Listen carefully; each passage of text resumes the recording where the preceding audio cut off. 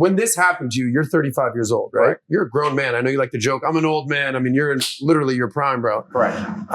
When that happened to him, he was 23 years old. Correct. Right? This was 5 years ago. I think he's 27 now, 22, whatever. You've had a lot more life experiences and been in fights, literally, proverbially, all that, versus someone who's 23.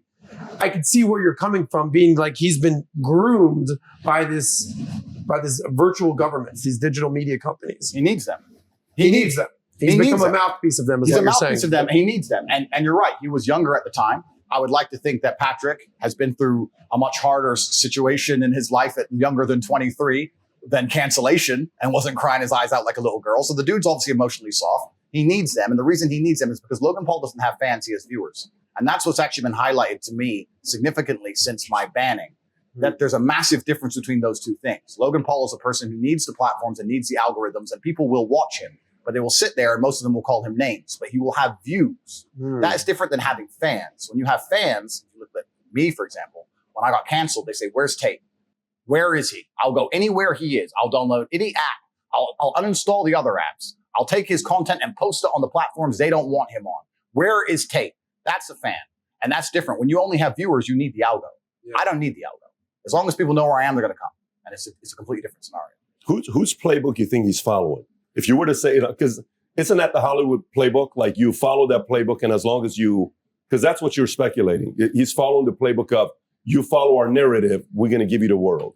I think that since the dawn of human time, anybody who had power understood that it was a particular demographic which is going to become dangerous to their power mechanism in the future.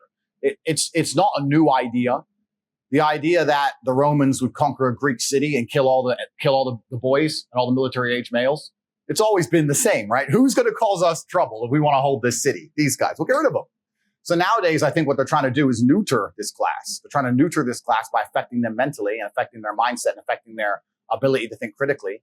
And if you neuter this class, you're far less likely to have a revolution when you do something crazy. Like, I don't know, like, for example, imagine for 2.5 years, you wanted to lock everyone in their houses because of the common cold. Let's imagine you were going to do something tyrannical. You would want to ensure that this class of individuals were so busy concerned with either being depressed or jerking off or being physically weak or distracted. So they didn't all stand up and go, wait, this common cold can't hurt me. And I just started my business and I ain't going bankrupt for this shit. They don't want that. So they're trying to neuter a certain class of people. I don't really want to talk too much in depth about who I think they are because I'm trying to stay alive and I would never kill myself. But it's certainly happening. And I think anybody with a brain can see the narrative is out there. And the narrative is being purported and accelerated by all mainstream media channels. And people who are allowed to have a platform, such as Logan Paul, have sold their soul, cut their dicks off, and they sat there and say, yes, I will say what you tell me to say. Please don't cancel me. I am a fearful individual. The dude is a punk. And if he ever meets me in the cage, I will destroy him in real time for free. And he knows that. What about the brother? Well, Jake, at least, well, this is the interesting thing about those two, right? Because me and my brother have become the most famous brothers on the planet. So there's also a degree of jealousy involved. I was just going to ask that. You get the Tate bros and the Paul brothers, and it's like this balance of power that's being shifted, and this completely sort of this dance that's happening. It's interesting, right? Because you had the Disney brothers, the Disney brothers, who gained a bunch of power and notoriety, and they were the most famous brothers on the planet, and they've now been usurped by my brother and I, who come from a very unfortunate background and grew up on the street and did everything ourselves.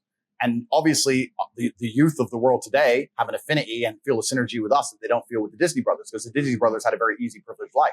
You know, they grew up relatively easily and privileged. You get a Disney contract, then you become a YouTuber. You never really know the struggle.